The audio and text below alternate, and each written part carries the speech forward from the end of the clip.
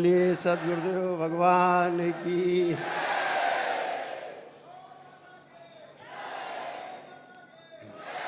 कहते हैं जो कोई पैदल चल के आता है तो थक जाता है, यहाँ तो उल्टा ही है।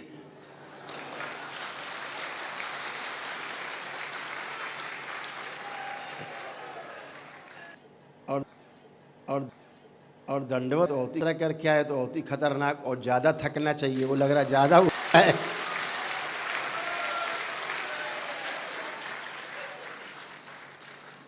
बहुत ऊर्जा है आप लोगों में।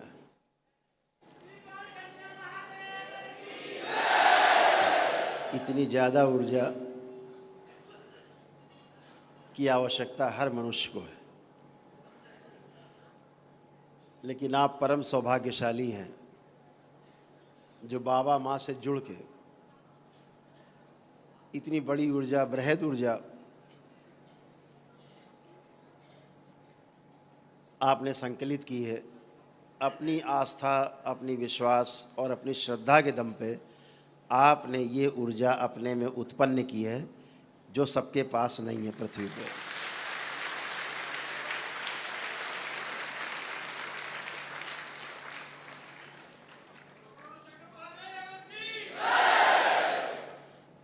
हम देखते रहते हैं, आपके वीडियो जाते हैं तमाम, लगभग हम रोज़ ही देखते हैं।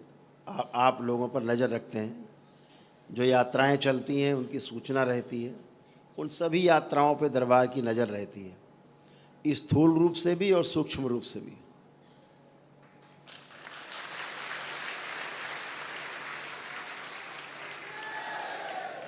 इसीलिए कई यात्राओं में,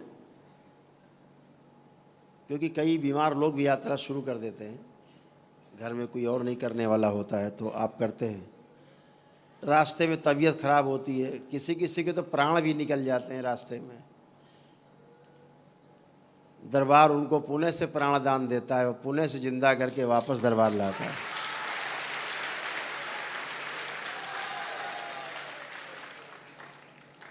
जैसे एक बच्चा है, वो यात्रा कर रहा था हरिद्वार से और यहाँ बिल्हौर के पास आ करके उसकी हालत ख़राब हुई और उसके प्राण लगभग निकल गए। अस्पताल ले जाया गया तो वहाँ पे सूचना, डॉक्टर्स ने कहा कि इसके प्राण नहीं हैं, इसको घर ले जाओ। सुबह 5:30-6 बजे का टाइम था तो हमको सूचना मिली। हम तो जागते ही रहते हैं, तो पता लग गया। तो दरबार ने उसकी यहीं से वीडियो कॉल के द्वारा चिकित्सा की, तो वो डॉक्टर साहब के अस्पताल से उठ के खड़ा हो गया।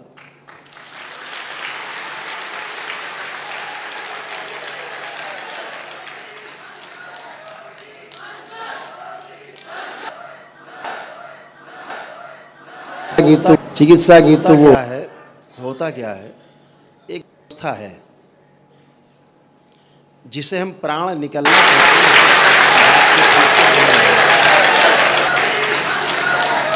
प्राण कैसे, मृत्यु होती कैसे, इस बात को आपको अगर चिकित्सा है होता क्या है, एक अवस्था है, आस्था, विश्वास, श्रद्धा और बढ़ जाएगी, जिसे हम प्राण निकलना।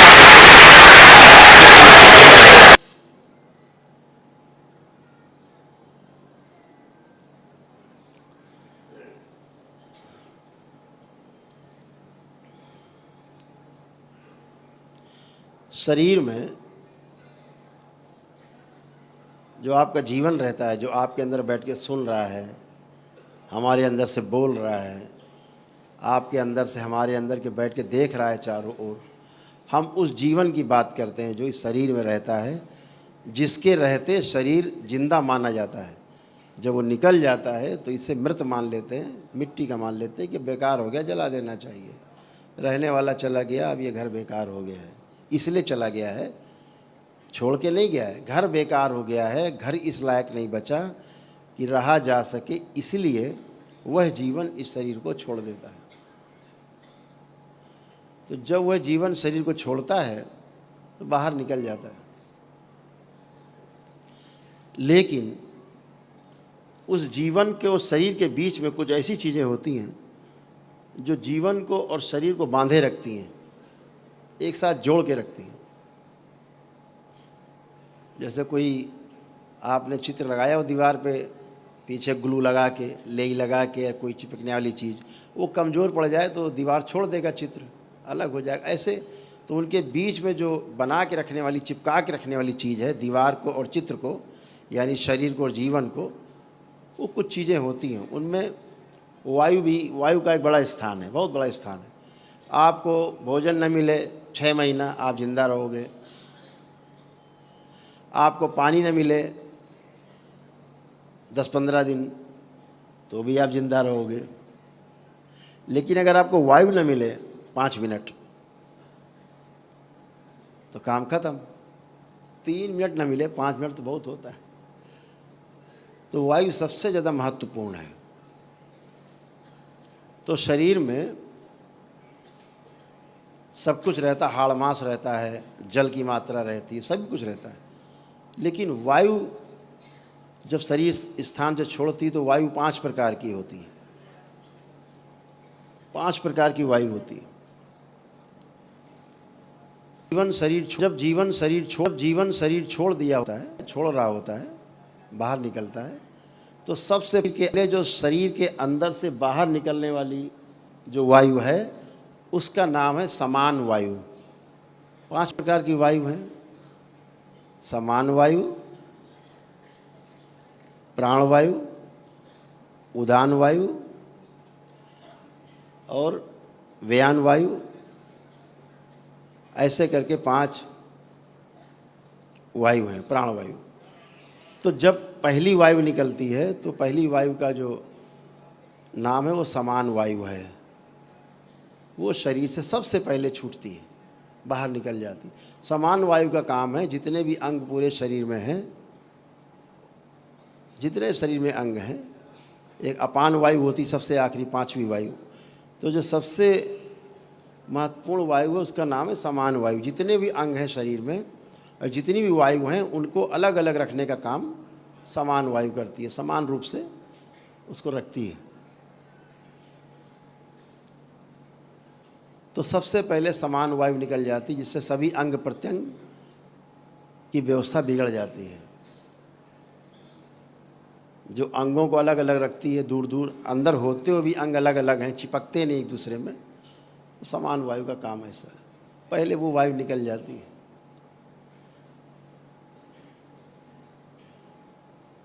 धीरे धीरे निकल जाती है, आधे पौन घंटे में निकल जाती है। उसके बाद जो वायु निकलती शरीर से बाहर उसका नाम है प्राणवायु। ठीक है, प्राणवायु बाहर निकल गई। और जब प्राणवायु बाहर निकल गई तो आदमी लगता है प्राण निकल गए, अब तो प्राणवायु भी निकल गई। उसी को बोलते हैं कि प्राण निकल गए। लेकिन इस व्यक्ति को भी जिंदा किया जा सकता है जो दरबार हमेशा करता है। तमाम लोग आते हैं, प्राणवायु निकल गई, कोई बात नहीं, प्राण निकल गए, फिर भी इनको लिया जा सकता है। भाई से, बहन से, पत्नी से, कोई परिवार का सदस्य, कोई व्यक्ति अपने प्राण दे सकता है, थोड़े प्राण आ सकते हैं। इसके बाद तीसरी वायु है, उसका नाम है उदान वायु। फिर व्यान वायु और उसके बाद फिर अपान वायु। तो जो उदान वायु है, अगर प्राणवायु पूरी निकल गई और उदान वायु भी निकल गई 25%, तो उसे दोबारा जिंदा किया जा सकता है तत्काल। लेकिन अगर उदान वायु भी निकल गई बाहर, उसको निकलने में भी करीब 2-3 घंटे का समय, अगर वो निकल गई तो फिर आदमी को जिंदा करना मुश्किल होता है। उसके लिए फिर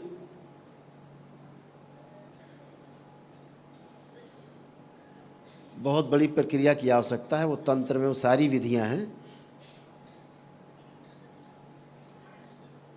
जो पांचों प्रकार की वायु निकल जाने के बाद भी जिंदा किया जा सकता है, वो है।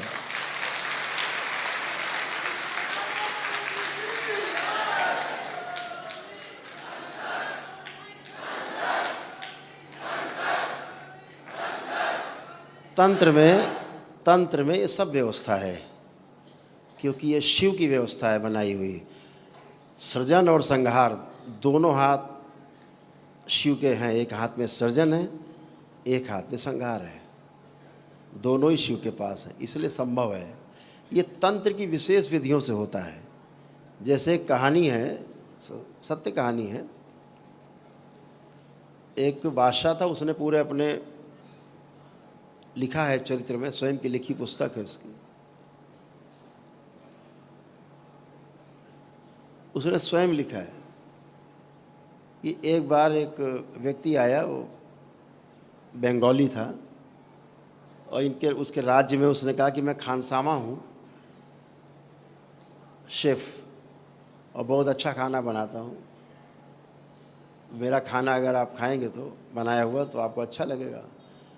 तो उस बादशाह ने कहा कि मेरे ख्याल से जहांगीर का शायद नाम आता है। तो उस बादशाह ने कहा कि ठीक, को देखा जाए। तो उसने एक बना करके खाना, सब्जी वब्जी बना खिलाई, तो बादशाह को इतना पसंद आया। उसने कहा, अरे इतना सुंदर और इतना अच्छा बनाने वाला खाना हमने पहली बार देखा, इतना अच्छा भोजन पहली बार किया। तो उसको बादशाह ने अपने रख लिया किचन में, रोज़ बढ़िया बढ़िया व्यंजन बनाकर खिलाता था।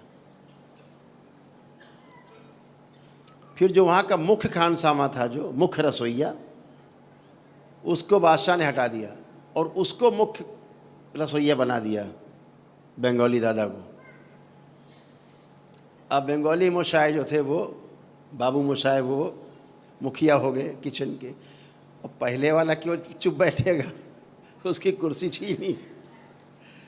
उसने कहा, करता क्या है, बनाता क्या है, छुपा के लाता है, छुपा के बनाता है, करता क्या है। कहा, इसका पीछा करो। अपने लगाए कुछ उसने दाएं बाएं वाले, खुद भी लगा। तो एक दिन उसने देखा कि प्रातः काल वो ब्रह्म मुहूर्त में जाता था।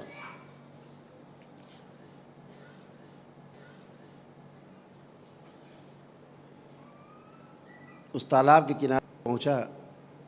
बाबू मोशाय जो थे, बंगाली दादा, ये सब छुप के देख रहे थे। उसने वहाँ जा कर के मिट्टी उठाई और तालाब में आह्वान करके फेंक दिया।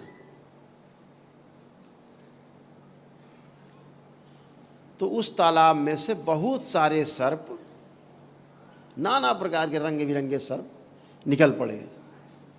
हजारों सर्प निकल पड़े। वो अपना जैसे तालाब में सिंघाड़े तोड़ते हैं, कुछ और पानी की चीज़ें तोड़ते हैं, ऐसे वो पकड़ लेता था सर्प को। 8-10 पकड़े, ऊपर से मुंडी काट दी और छील दिया, और अंदर का गंदगी साफ करके, छील के साफ करके मांस, और एक पोटली में बंद करके ले आया। बाकी सब उठा के, बाकी सर्प, फिर उसने मिट्टी पड़ के मारी और सारे सर्प वापस। वो चला गया। पीछे जो लगे हुए थे, उन्होंने फटाफट जो छीला काटा था, उसने बाहर पड़ा था, वो सब उठाया पोटली में और सब लेके चले गए। जब भोजन बना और बादशाह के सामने परोसा गया, तो जो पहले वाला खानसामा था, मुख्य खानसामा, मुख्य रसोइया, अब वो केवल रसोइया बन गया। तो उसके अंडर में था। वो चिल्लाया, महाराज, प्रभु, बादशाह हुजूर, खाना मत, ये खाने लायक नहीं है। क्यों? तो उसने कहा कि तुम जलते हो इससे, इसलिए कह रहे हो, तुम ईर्ष्या रखते हो। कह नहीं, देखिए बादशाह हुजूर, ये इसने रख दिया पोटली खोल के, ये छील छाल के फेंका है, और ये आप खा रहे हो तो सांप है। तो उसने बुलाया मुख्य रसोइया को। उसने कहा कि तुमने ऐसे किया, बताओ, नहीं तो सर कलम हो जाएगा। उसने कहा, हाँ महाराज, ऐसे किया हमने। बोले, आज तक सर्प खिलाते रहे और ऐसे ऐसे करते हो, इतने सर्प एक साथ कैसे बुला लेते हो?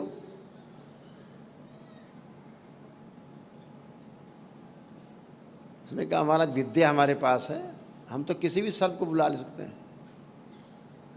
विद्या है। तो उसने कहा अच्छा, तुम एक ही तुम्हारी कंडीशन है तुम्हारे प्राण छोड़ने की कि अब तुम मेरे सामने सब ये करोगे। क्या क्या कर सकते हो? उसने सब बताया। तो उसने कहा सबसे बड़ा सर्प बुला के दिखाओ, जो दुनिया में सर्पों का राजा हो, ऐसा दिखाओ। तो उसने कहा महाराज उसको बुलाना, हमारी जान चली जाएगी, हम मर जाएंगे। बोला मर तो वैसे भी जाओगे तुम, जब नहीं दिखाओगे।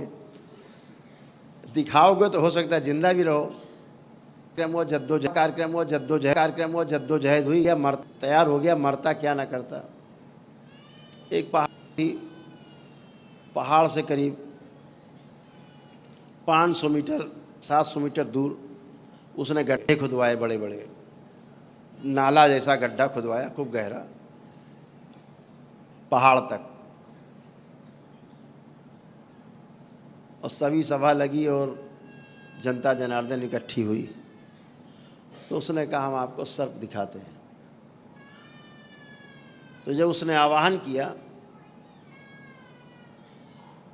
तो तमाम प्रकार के सर्प आते थे, जाते थे, आते थे, जाते थे, आते थे, जाते थे, वापस पहाड़ों की तरफ आते थे, चले जाते थे। हजारों प्रकार के सर्प देखे। तो उसने कहा इन सर्पों का राजा भी तो दिखाओ। उसने कहा महाराज ये छोड़ दिया जाए। कहा नहीं, दिखाना पड़ेगा। तो उसने कहा बंगाली दादा ने कि एक शर्त है, क्योंकि हम मर जाएंगे पक्का है। वो आया और हम मरे, ये पक्का है। क्योंकि जो हुआ ये था कि जो नाली खोदी गई थी उसमें दूध भर दिया गया था, खूब पूरा दूध से लबालब भर दिया गया था। उसने कहा था दूध भरा होना चाहिए इसमें। और कुछ खील होती है, दीपावली में प्रयोग की जाती, धान की खील बनती है, वो डाली गई थी। क्योंकि सर्प को धान की खील बहुत पसंद है। दूध नहीं पीते, दूध पीना पसंद नहीं। दूध पी के तो सर्प मर जाते हैं। इसीलिए नाग पंचमी में सबसे ज़्यादा सर्पों की हत्या हो जाती है, सर्प मर जाते हैं दूध पी के। जितनी मरने वाली संख्या नाग पंचमी में है, उतनी संख्या किसी दिन नहीं होती। तो क्या हुआ कि वो आखिरी में मरता क्या ना करता। तो उसने बादशाह से कहा कि एक शर्त है, तो हम उस सर्प के राजा को बुला सकते हैं, क्योंकि हम तो मर जाएंगे। तो फिर तो बोले एक ही शर्त है कि जब हम मर जाएं तो यहाँ पर पहले उस एक तेल का बड़ा कढ़ाई रखा दिया जाए, बहुत बड़ा कढ़ाव। एक भैंसा रखा जाए, बहुत बड़ा भैंसा, ताकतवर भैंसा। और जब मैं मर जाऊं तो भैंसे का पेट फाड़ दिया जाए, उसके अंदर से सब निकाल दिया जाए और हमको उसके अंदर डाल दिया जाए, भैंसे के पेट में, और सिल दिया जाए। और फिर उस भैंसे को उठा करके उस कड़ाह में, तेल में ऐसे रखा जाए, उसी में डूबा रहे वो भैंसा।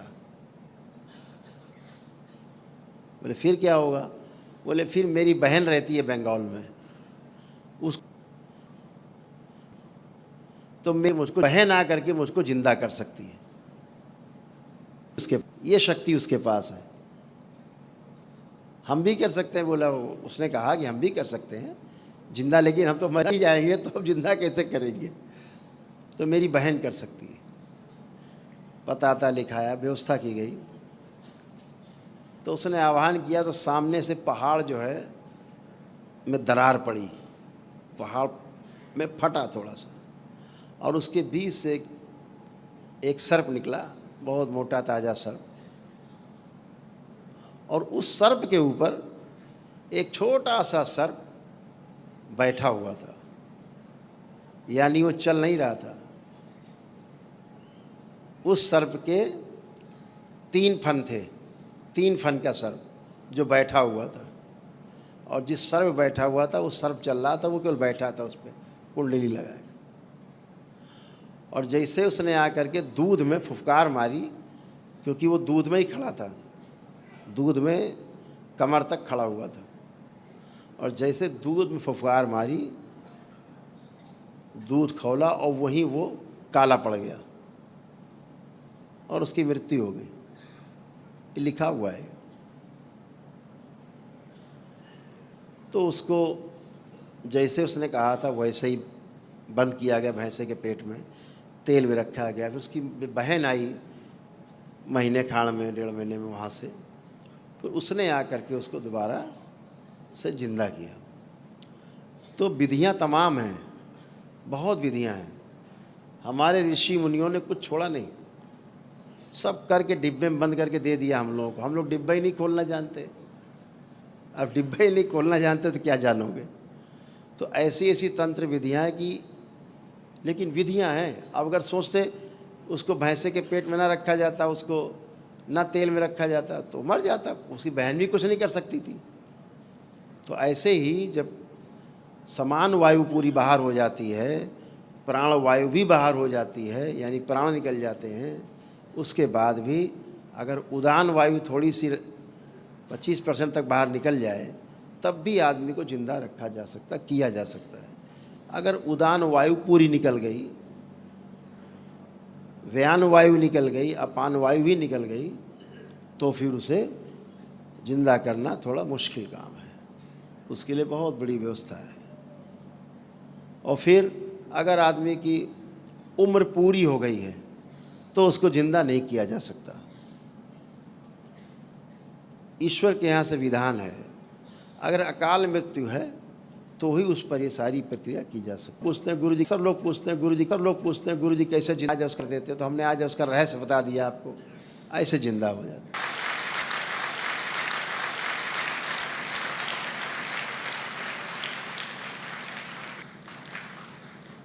लेकिन ये सब करने के लिए पूर्ण गुरु की उपस्थिति बहुत जरूरी है। बाबा माँ जैसी शक्ति, गुरु माता जैसी शक्ति, बाबा जैसे पूर्ण गुरु, आवशक्ति तो शक्ति तो शक्ति वही एक। अन्यथा तो ढोल पीटते रहो, बाजे बजाते रहो, भाषण सुनते रहो, प्रवचन सुनते रहो। बहुत से लोग तो यही कह देते हैं कि कर्म भोग ही नहीं कटते। अब विचारों खुद के नहीं कट रहे तो सबका उसे समेट दिया सबको, किसी के नहीं कटते। आपके नहीं कटते पता है मैं, क्योंकि आपके पास कर्म भोग काटने वाला नहीं। आप उस कर्म भोग को काटने वाले की आराधना नहीं करते। आपके पास कर्म भोग काटने वाला पूर्ण गुरु नहीं, माँ नहीं, कैसे कटेंगे कर्म भोग। यहाँ तो एक ही दिन में कट जाते, पद यात्रा करके आओ कट जाते, दंडवत यात्रा करके आओ कट जाते। आप सब प्रमाण हो, यात्रा करके आ करके उठता नहीं आदमी, यहाँ यात्रा करके आते तो उछलने लगते।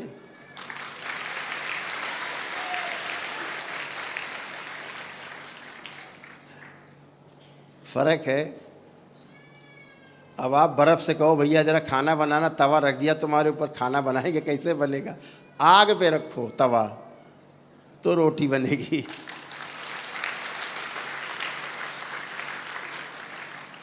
तो वो आग भी तो होनी चाहिए। तो आप सबने इतनी बड़ी बड़ी यात्राएं करी, हम तो वीडियो देखते हैं। तो वीडियो देखते हैं तो फिर कभी कभी मन बहुत व्यथित हो जाता है आपकी यात्रा देख के, दंडवत यात्रा देख के बहुत मन व्यथित होता है।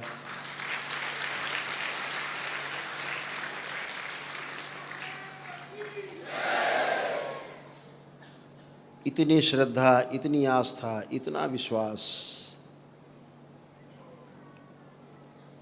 ये आपके अंदर जो है ना, यही माध्यम है आपका ईश्वर की शरण में पहुंचने का माध्यम। आपकी आस्था, आपका विश्वास और आपकी श्रद्धा और आपकी प्रार्थना और संकल्प, यही है। आप अपने प्रार्थना और संकल्प से ही अच्छे होते हो, क्योंकि आप प्रयास करते हो, क्योंकि आप प्रयास करते हो।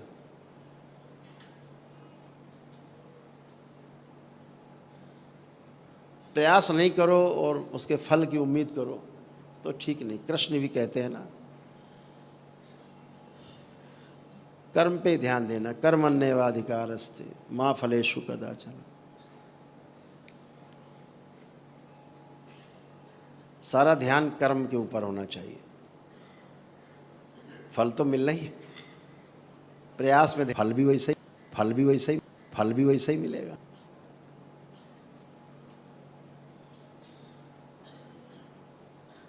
हर रूप अलग अलग है, ईश्वर के हर रूप अलग अलग है। जैसे कि विष्णु है, भगवान नारायण है, अलग अलग है, रूप अलग अलग है, शक्ति अलग अलग है।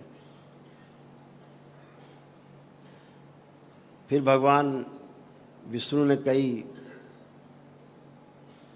अवतार भी लिए, 12 अवतार भी हैं, वामन अवतार भी हैं, तमाम प्रकार के अवतार लिए। हर अवतार का एक अलग अलग कैरेक्टर है। यदि उस अलग कैरेक्टर की आप पूजा अर्चना करोगे तो वैसे ही हो जाओगे।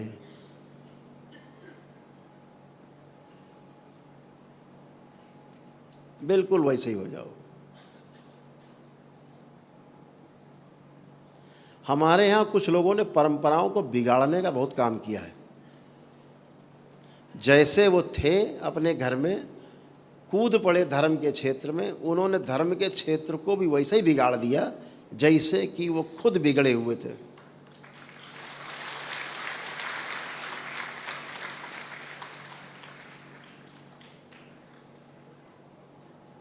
हमारे वेद कहते हैं, शास्त्र कहते हैं, बिना शादी किए संबंध रखना व्यभिचार की श्रेणी में आता है।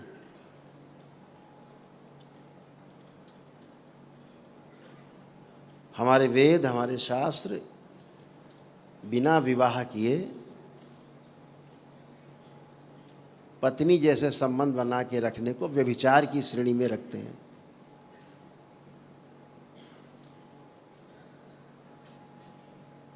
आपका घर हो, आपका बेटा हो, शादी हो गई हो और अपने घर में अपनी पत्नी के साथ फ़ोटो लगा के रखने की प्रथा तो हर जगह है। अगर पत्नी की फ़ोटो ना लगा करके वो कहे कि मेरी प्रेमिका है एक, उसके साथ फ़ोटो खिंचा घर में टांगे, कैसा लगेगा आपको?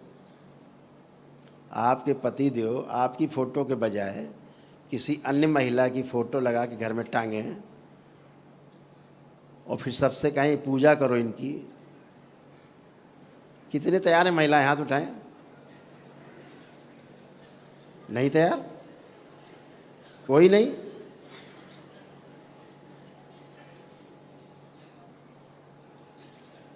कैसा व्यभिचार को प्रसारित किया है, सोच के देखो जरा। क्या है, क्या है?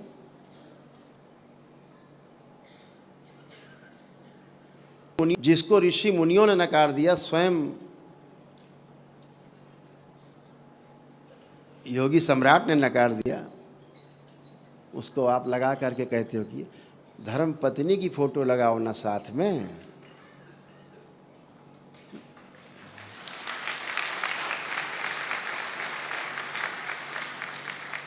मर्यादा है, इसलिए शब्दों को हम बचा के बोल रहे हैं। बोलने का मन तो बहुत करता है।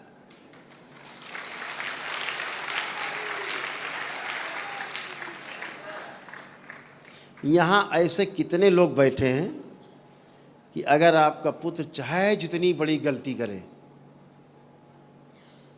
आपको न मारा हो, कत्ल किया हो, न आपकी पत्नी को कत्ल करना चाहता हो, इसके अलावा उसने तमाम अपराध किए हों, ऐसे यहाँ कितने पिता बैठे हैं जो अपने पुत्र की हत्या कर सकते हैं? हाथ उठाएं। कोई नहीं कर सकता,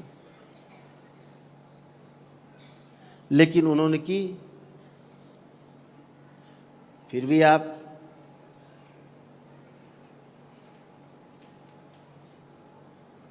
बंद है।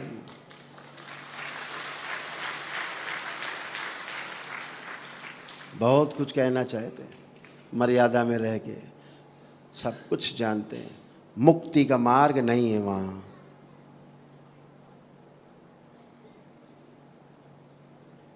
वो ठीक कहते हैं, वो भगवान है,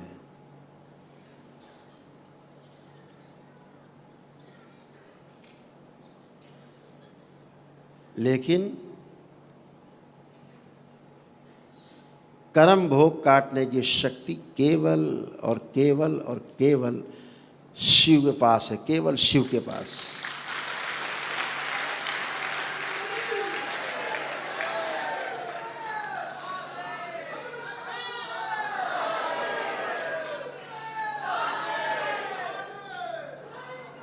स्वयं भगवान श्री कृष्ण को अपना भोग काटना पड़ा था। बाली की जो हत्या थी, बहेलिया बनके उसने तीर मारा, तब वो कर्म भोग पूरा हुआ। खुद का कर्म भोग नहीं कटा।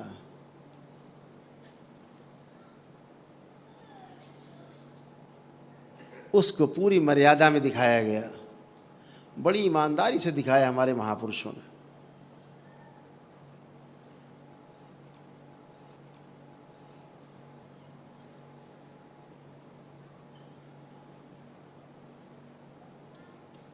तो आपके कैसे कर्म भोग कट जाएंगे? बिना शिव की शरण में आए कर्म भोग कटना असंभव।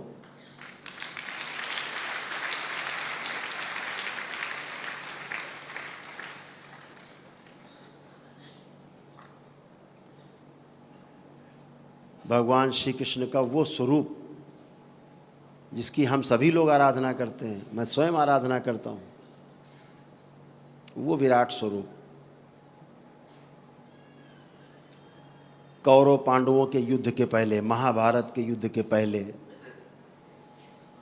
जो भगवान श्री कृष्ण ने जो उपदेश दिया है गीता का, श्रीमद् भागवत गीता कही जाती है। श्रीमद् भागवत गीता का क्या अर्थ है? गीता का अर्थ है, श्रीमद् भागवत गीता का अर्थ है प्रभु के द्वारा गाया गया गीत। वह गीत जो प्रभु के मुंह से गाया गया उसे गीता कहते हैं। उस स्वरूप का दर्शन करिए और शरणागत होइए उनके, खूब दंडवत करिए, खूब प्रार्थना, खूब पूजा, खूब आराधना। वो स्वरूप है उनका पूजा के योग्य, आराधना के योग्य। पूजा का अर्थ होता है हम तुम्हारे जैसा बनना चाहते हैं प्रभु, इसलिए हम तुम्हारी पूजा करते हैं।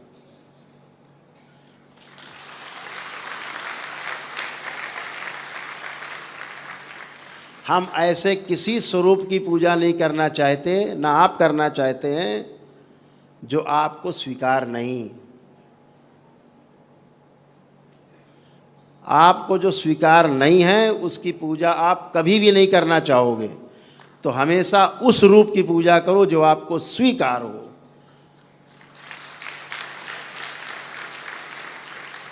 उस वंशी वाले की पूजा करो, दिन रात करो। कब तक करो?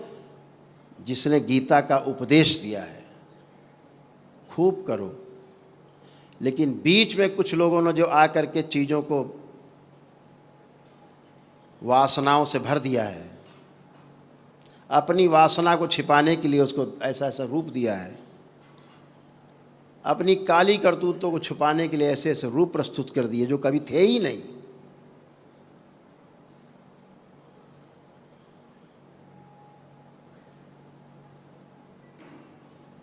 तो हमेशा आराधना उसी की करनी है जो हमें स्वरूप स्वीकार हो। जैसे माँ का स्वरूप है पालने वाला, स्वरूप में है, अपने रूप में है, अपने रूप में है, स्वीकार। जैसे हमें बच्चे पढ़ने जाते हैं तो जब बच्चे पढ़ने जाते हैं तो माँ महाकाली की पूजा नहीं करते, वहाँ दुर्गा जी की पूजा वहाँ नहीं करते, वहाँ श्री दस महाविद्या की पूजा नहीं करते, वहाँ माँ सरस्वती की पूजा करते हैं।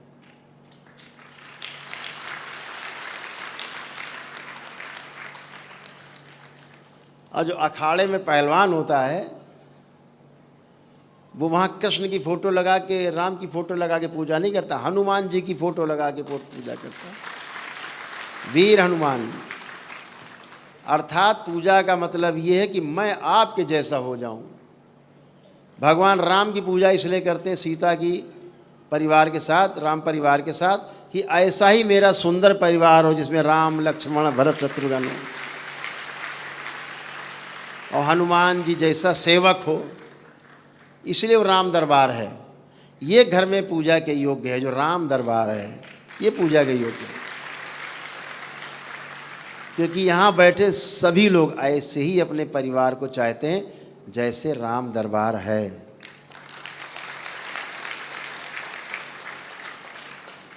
ऐसे कितने लोग हैं जो भगवान राम के साथ माँ सीता, भरत, शत्रुघ्न, लक्ष्मण के साथ हनुमान जी नीचे बैठे सेवक की तरह, ऐसे कितने लोग जिनको ये रूप प्रिय है? हाथ उठाएं, देखो सबको प्रिय है, क्योंकि ऐसे ही सब लोग बनना चाहते हैं जैसे वो श्री राम दरबार है।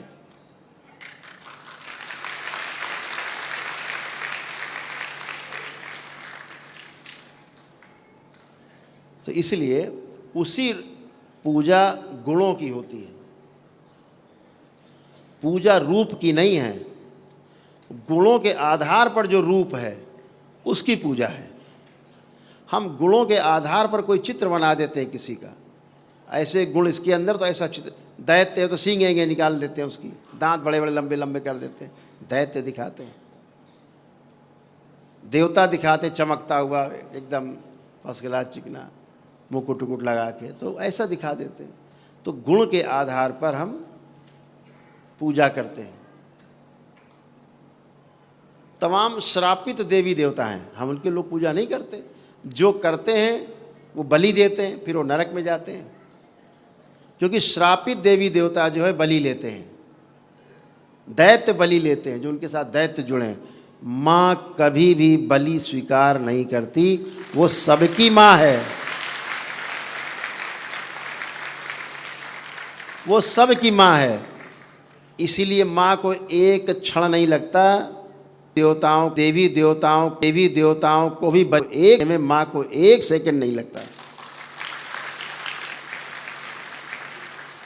जो श्रापित देवी देवता आपको तंग करते हैं,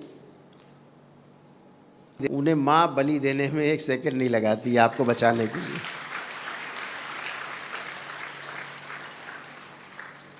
क्योंकि वो श्रापित देवी देवता भी बड़े बलशाली हैं।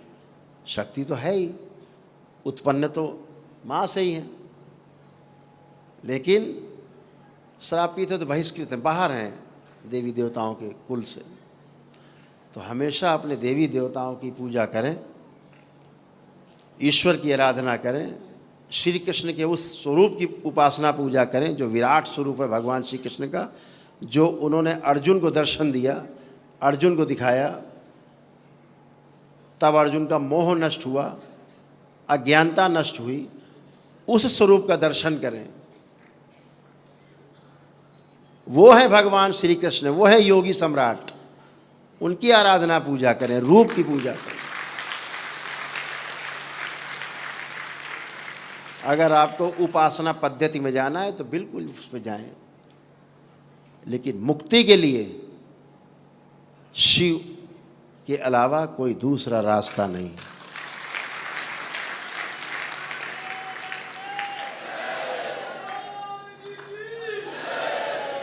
स्वयं जब युद्ध के बाद पांडवों ने भगवान श्री कृष्ण से पूछा कि प्रभु अब हमें मुक्ति, बोले वो तो शिव देंगे, तुमने पाप किए हैं तो पहले उनका प्रायश्चित करो, अब जाओ भोगो, अब शिव की शरण में जाओ।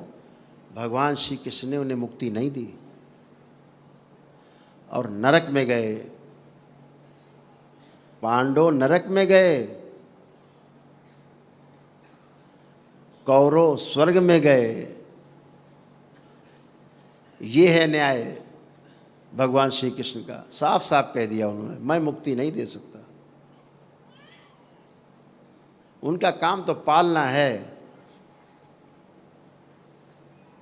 रास्ता दिखाना है, लेकिन लक्ष्य पे आपको खुद ही चलना होगा। तो ये तमाम पूजा पद्धतियाँ जो आज नकारात्मक हो रहे हैं, लोग रोगी हो रहे हैं लोग, आप सोचो इतनी दिव्य शक्तियाँ, स्वयं ईश्वर स्वरूप, आप पूजा प्रार्थना आराधना कर रहे हैं, फिर भी कष्ट में है। हमारे शास्त्र कहते हैं, हमारे ग्रंथ कहते हैं कि बिना प्राण प्रतिष्ठा की हुई मूर्ति की पूजा आराधना नहीं करनी है।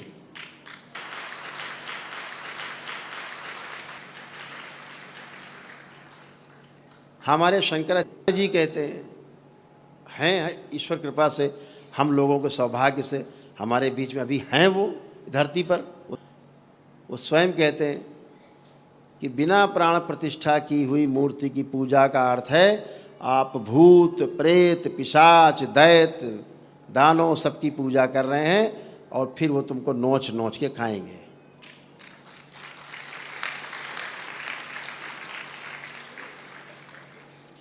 मंदिरों में बिना प्राण प्रतिष्ठा की हुई मूर्ति की पूजा नहीं करनी और घर के पूजा घर में 8 अंगुल से ऊंची मूर्ति नहीं रखनी। नकारात्मक ऊर्जा इसमें रहेगी और फिर आप गंदगी की पूजा करोगे, आमंत्रित करोगे, वो आप में प्रवेश करेंगे औरा में और आपको कष्ट होंगे। वो आपकी ऊर्जा खा पी जाएंगे, आपको कष्ट होंगे। और घर से बाहर, घर के अंदर तो 8 अंगुल तक और घर के बाहर तो बिना प्राण प्रतिष्ठा की हुई मूर्ति की पूजा कदापि नहीं करनी है। इस बात को गांठ बांध लेना अगर स्वस्थ रहना है जीवन में। जो मूर्ति लेकर के घूम रहे हैं वो आपकी पूजा का विषय हो सकता है, आप करिए पूजा अपनी खूब, लेकिन दूसरों को पुजाने के लिए आप अगर मूर्ति लेकर घूम रहे हो, ऐसे आदमी से बिल्कुल दूर रहना है। समझ लो ये आदमी ना समझ है, स्वयं तो मृत्यु की ओर जा रहा है, तड़प रहा है, परिवार तड़प रहा है, इसका परिवार मर रहा है, इसका एक एक करके तिल तिल के मर रहे हैं, अकाल मृत्यु हो रही इसके यहाँ, स्वयं भी शरीर सड़ रहा है पूरा। अगर ऐसा कोई आदमी करता है तो ध्यान रखना, और आपने भी किया उसकी पूरा पूजा आराधना, तो उसी औरा में जुड़ के ठीक आप भी उसी तरह हो जाओगे जैसा वो है। इसलिए दूर रहना है। मूर्ति रख देते हैं, पत्थर की मूर्ति, सोने की मूर्ति, चांदी की मूर्ति रख देने से भगवान नहीं आ जाते उसमें। भगवान तुम्हारे वस्तु के भूखे नहीं, तुम्हारे मिठाई के और चंदन के भाव के भूखे हैं। आंख बंद करो, हृदय में भगवान श्री कृष्ण हैं, हृदय में शंकर हैं, हृदय में माँ है। लेकिन आप मूर्ति बना करके कृपा करके इन स्थूल जगत में कुछ नियम हैं हमारे ऋषि मुनियों ने बनाए, उन पर ही चलना है। उस सिद्धांत से अलग नहीं होना है, अपने ग्रंथों से अलग नहीं होना है, अपने ऋषि मुनियों के वक्तव्य से, उनके अनुसंधान किए गए नियमों से अलग नहीं होना है। इस बात का हमेशा ध्यान रखना। नियम से हटे और कष्ट पाए, आप जितने लोग यहाँ बैठे हो सब नियम से हटे हो, इसलिए आप लोगों ने कष्ट पाए हैं। इस बात का ध्यान रखना।